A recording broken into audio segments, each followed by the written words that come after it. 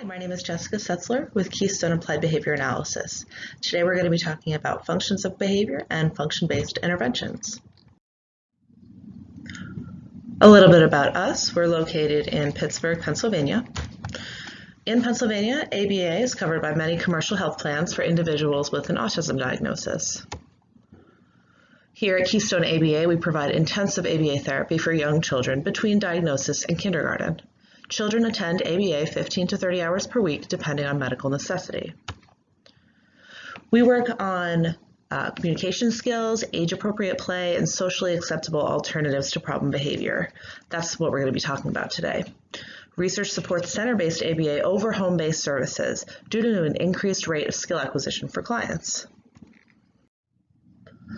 I will provide information and resources related to the functions of behavior and how to identify appropriate interventions for each function. By the end of the presentation, you'll be able to identify the 4 functions of the behavior and match functions with potential interventions. In the fields of applied behavior analysis, we're generally talking about operant learning, operant conditioning. Respondent conditioning sometimes comes into effect, but in general, we're talking about behaviors that have been learned rather than behaviors that have been elicited by antecedent events due to stimulus-stimulus pairing, as we see in Pavlov's work. We're talking about Skinner's work, which has to do with the consequences. So behavior is selected, shaped, and maintained by the consequences that have followed it in the past. We're talking about reinforcement and punishment and antecedent behavior and consequence. There are 4 functions of behavior. Why does that individual continue to engage in a specific behavior? How does that behavior interact with the environment? Take a moment to write down what those 4 functions of behavior might be.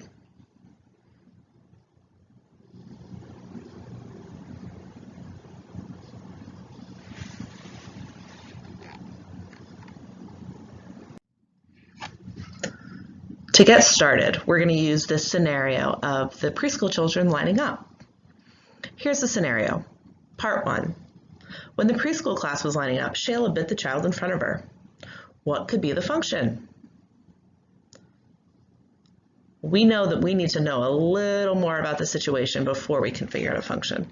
So let's talk about the consequences.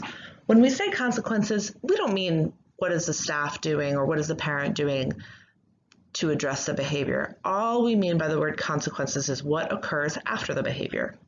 Maybe the student is removed, maybe the staff member followed through, maybe there was a different staff member, but consequences is just anything that happens after the behavior, any change in the environment. If the behavior happens more, that consequence reinforces that behavior. So it's only reinforcement if the behavior happens more due to the addition of that consequence. If the behavior happens less as a result of the consequence, then we say that the consequence has punished that behavior. Again, we only know if we look at what happens to the behavior next time. So let's add in the consequence here to Shayla and her biting. Preschool class was lining up on Monday. Shayla bit the child in front of her. The teacher scolded her and told her to go to the back of the line. Shayla did the same thing on Tuesday. What could be the function of the behavior? We need a little more information again. We need to know what the antecedent was. So antecedents are any change to the environment before the behavior. There could be lots of different antecedents. Maybe there's a transition. Maybe she was told no. Maybe something that she wanted was taken away. There was some kind of demand, some expectation. If the behavior usually happens after certain antecedents, this can help us target the function. So for Shayla, it was Monday morning. The preschool teacher was talking to the line leader, Jeremy, about his weekend. As they were standing in line, Shayla bit the child in front of her. The teacher scolded her and told her to go to the back of the line. Shayla did the same thing on Tuesday. So now we have all of the information, the antecedent, behavior, and consequence. What could the function be? We use something called an ABC chart, so antecedent, behavior, and consequence, to sketch out what's going on in terms of the antecedents and the consequences that either trigger the behavior or cause the behavior to continue So first we'll put the behavior in the chart. The Shayla bit. The consequence was that the teacher scolded her. What happened before was that the teacher was talking to someone else. So in this case, it looks like the function is probably attention because the teacher was talking to someone else, Shayla bit, and then the teacher scolded her.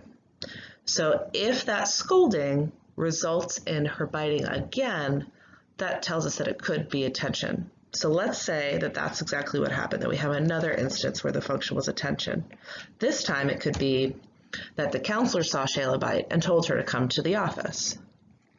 And maybe the antecedent was that the teacher was talking to the guidance counselor and the class was standing in line. Different situation, but the same function. There was attention given to someone else, Shayla bites, and then she gets the attention. Here's another scenario, Jacob and the animal crackers. During snack time, Jacob threw all of his animal crackers on the floor. What could be the function? Well, let's add the consequence and see if that helps. The teacher realized that Jacob did this yesterday too, so she gave him pretzels. Now what do we think the function could be? Let's add the antecedent. The daycare staff gave all of the 2-year-olds a handful of animal crackers for snack. Jacob threw all of his animal crackers on the floor. The teacher realized that Jacob did this yesterday too, so she gave him pretzels. What could be the function of the behavior? Let's fill this situation in on the ABC chart. Jacob threw the animal crackers on the floor. The teacher gave him pretzels. And beforehand, the teacher gave all children animal crackers. This could be attention, like the previous example, because the teacher only paid attention after he engaged in the problem behavior. It could also be access to tangibles, which has to do with gaining access to an item or activity that the child wants. Let's look at the next time this happened to try to figure out the function. He threw animal crackers. The teacher gave him pretzels and kept singing. The antecedent was different. The teacher was singing a snack time song to Jacob, so he already had the teacher's attention before and after. In this case, that gives us a clue that it might be a tangible function. He wanted access to those pretzels. Here's our third scenario. Jeremy runs out of the classroom during circle time. What might be the function? After he runs out of the classroom, the assistant places him in the timeout chair. Now what do we think the function could be? Let's add the antecedent. During circle time, the children are taking turns dressing the weather bear. When the teacher calls on him, Jeremy runs out of the classroom. The assistant places him in the timeout chair. What could be the function?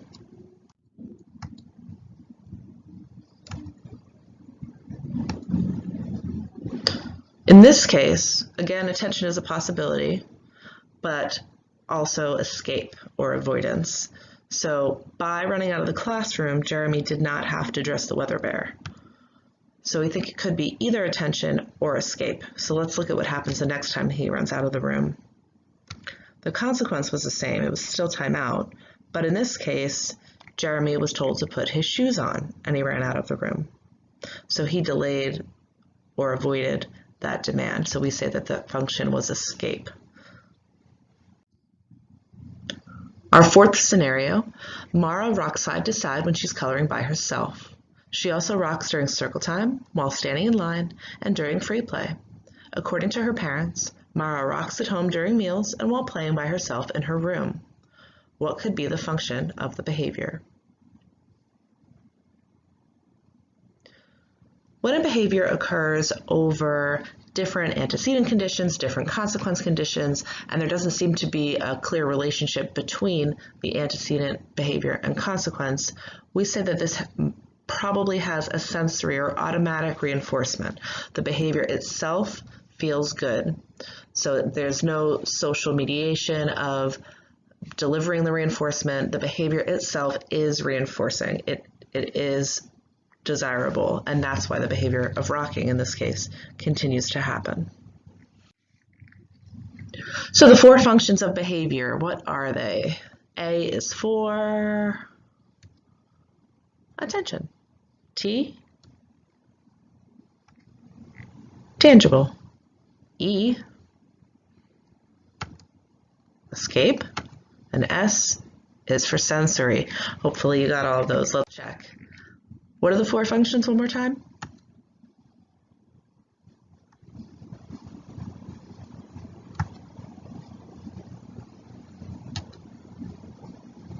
Right, attention, escape, tangible, and sensory. Now that we've talked about those 4 functions, after we figured out the function of the behavior, or at least we have a hypothesis about what that function might be, we're going to use that information to select an intervention. Our behavior intervention has 3 goals. We want to make the problem behavior ineffective. It doesn't work anymore. Inefficient. We're going to teach them something that's even easier than the problem behavior. And irrelevant. You don't have to engage in it anymore. We're going to use something called the competing behavior pathways chart to achieve these goals.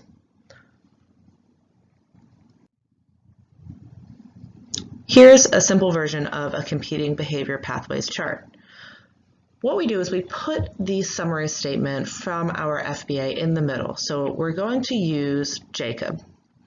The usual antecedent based on our data is that the teacher gives the children animal crackers. The problem behavior, Jacob throws the animal crackers. And the function or the maintaining consequence is tangible. Teacher gives Jacob pretzels. What I like about this chart is that it shows us where we're going. Okay, so right now we are here.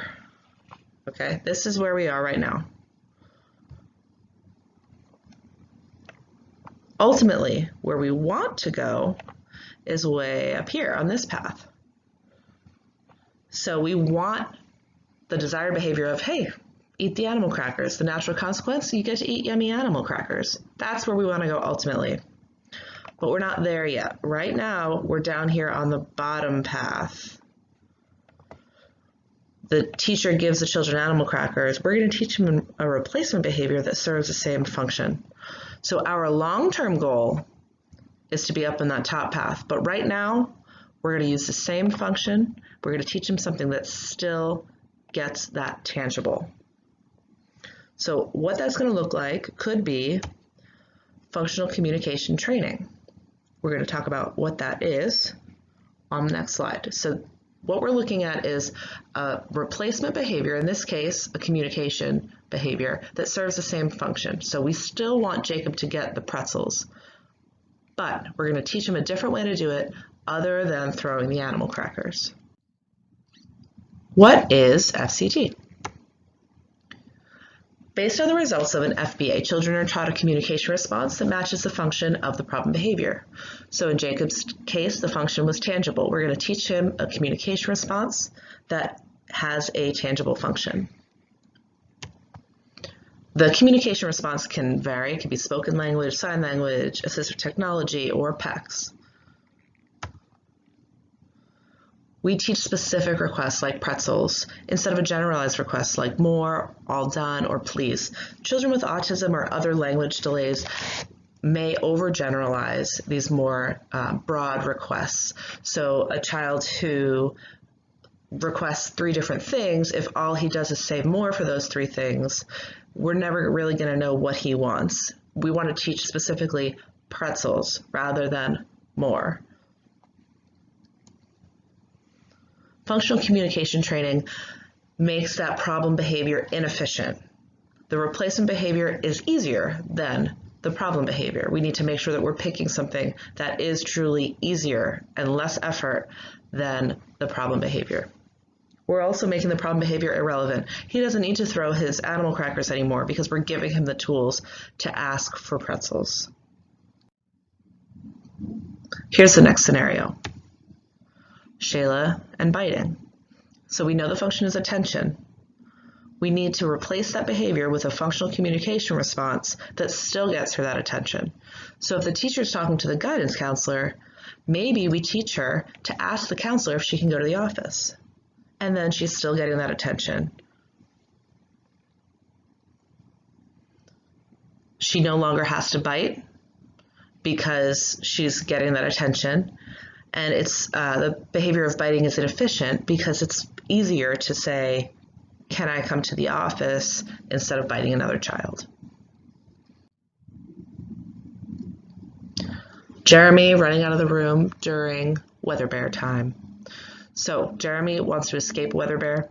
So what we're going to do is we're going to give him a replacement behavior that serves the same function as escape. We're going to teach him to ask for a break or say, I'm not ready. We're going to teach him something that's easier than running out of the room. Maybe it's giving a card, maybe it's pointing to something, using sign language, using a button, somehow communicating that he's not ready. We're also going to make running out of the room irrelevant. He doesn't need to run out of the room because we've taught him this other response that he is going to be prompted to use. Lastly, we have Mara. So if the teacher tells the children to stand in line and Mara rocks back and forth, Mara is going to continue rocking back and forth due to automatic reinforcement. So we could use functional communication training. We could teach her to press a button that says I need to rock, but I'm not sure that that is easier than rocking. And I don't know that it would make it irrelevant that there would be no need to engage in the problem behavior. So in this case, we're going to look at an antecedent intervention. So we talked about functional communication training for the replacement behavior. Now we're going to talk about some antecedent interventions. That is an intervention that acts on the antecedent, whatever change in the environment occurs before the problem behavior. In this case, the triggering antecedent was that the teacher tells the students to stand still in a line. We're going to intervene here, the antecedent. We're going to change the antecedent. So the new antecedent could be matched stimulation. We're going to use a schedule so that Mara sits in a Bilbo seat during small group activities and immediately before times when sitting or standing still would be expected. So this is not happening in response to the rocking. It would be used before any of the problem behavior occurred. Now, one caveat is we want to make sure that we're only acting on socially significant problem behaviors. So the word of caution here is if rocking when she's standing in line is not holding her back from accessing the curriculum fully or engaging in the activities with her peers, I would question whether or not you really need to intervene there. So just make sure that you keep in mind that we want to make sure that we're only addressing behaviors that are socially significant to that individual. So matched stimulation could make the problem behavior irrelevant. So she no longer would need to rock when she was walking in line if she kind of had opportunities to engage in that rocking behavior at other times prior to that. But again, make sure that you're only intervening if it is socially significant for that individual. Let's look at some more antecedent interventions. Jeremy running out of the room whenever the teacher calls him up to do the weather bear. How can we change that? Well, we could provide a choice. So we could ask Jeremy, do you want to dress the weather bear or do you want to sing the Days of the Week song? Another option would be to simplify the demand. So we could use something called backward chaining, where on Monday, all that he has to do is add the boots. The teacher does all of the other steps. He only has to do the last step. After a few days of that, maybe Jeremy would do the last 2 steps. And gradually, we're going to build that skill up so that he can dress the entire weather bear. So these 2 antecedent interventions make the problem behavior irrelevant. He doesn't need to escape dressing the weather bear because either the demand is more simple or he was given a choice and he was able to choose between 2 different options. Next, we have Shayla and biting for attention. The antecedent was that the teacher is talking to the guidance counselor. So how can we intervene here at the antecedent? We could use something called non-contingent reinforcement. Non-contingent means that it occurs on a schedule, a time-based schedule, independent of her behavior. So on that schedule, You're going to deliver reinforcement, in this case attention, regardless of whether or not she's engaging in problem behavior. So that guidance counselor might check in with Shayla on a regular schedule. Often we'll see that students only have access to their favorite staff member or their maybe it's the principal or something like that. They only see that person if they're engaging in problem behavior. So what might wind up happening is that attention from that adult may reinforce that problem behavior. It may cause it to occur more so that they have access to that individual. If we provide access to that individual on a time-based schedule, it can make that problem behavior unnecessary. They don't need to engage in the problem behavior anymore in order to access the principal. Another antecedent intervention for attention is proximity. Proximity just meaning close by. So Shayla is the line leader, the calendar helper. She sits next to the teacher. The teacher's providing frequent positive attention. So if she's getting that attention ahead of time, it may make it so that she no longer needs to engage in the problem behavior of biting to get that attention because she's already getting it. She doesn't need to engage in the problem behavior. One part that we haven't talked about yet is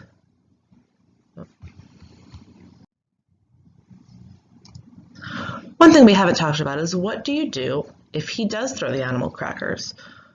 We're teaching a replacement behavior. We have an antecedent intervention in place, but Jacob throws the animal crackers despite our other interventions. What we need to do is something called extinction. We need to make sure that he's not getting pretzels if he throws the animal crackers. So that problem behavior needs to no longer work. Here's an option. Maybe the teacher represents the animal crackers and blocks throwing. We want to make that problem behavior ineffective. We're teaching him a way to get pretzels in a functional way. We're not going to reinforce the throwing by giving him pretzels. Shayla and the biting. Again, we don't want her to get attention for biting. So we place biting on extinction. And here's a way we could do it. Maybe the teacher removes the child that Shayla bit and talks to that child. So she gives that child the attention that Shayla was seeking. The problem behavior of biting no longer works. It's ineffective.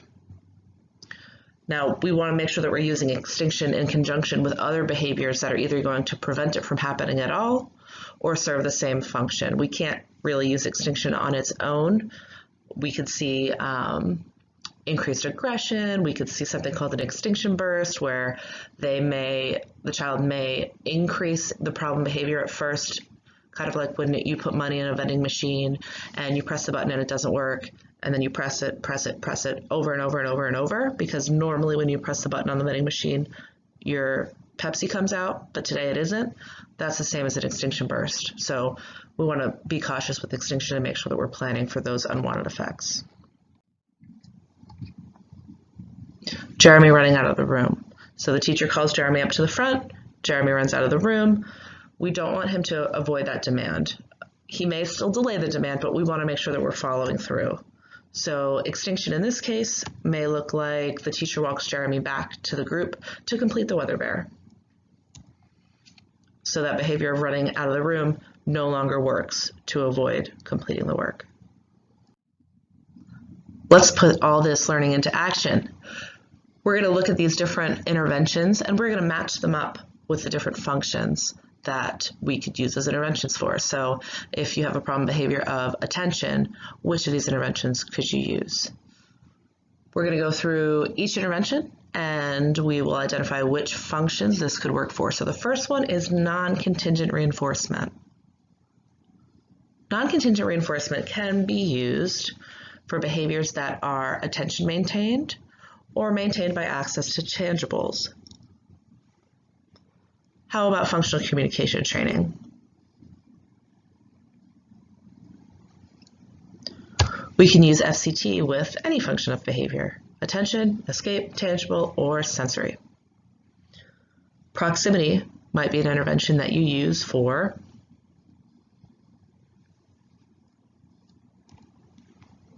attention maintained behaviors. Extinction could be used with attention, escape, or tangible. Since sensory maintained behaviors have an automatic reinforcement, it's not usually possible to use extinction. You can't really prevent a behavior that feels good on its own without any kind of social interaction. It would be very difficult to place a sensory maintained behavior on extinction. How about providing choice? Providing choice is always a good idea, but today we talked about using that for escape maintained and access to tangibles problem behaviors. Simplifying the demand.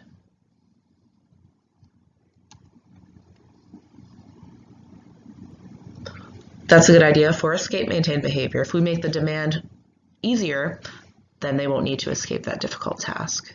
And lastly, matched stimulation.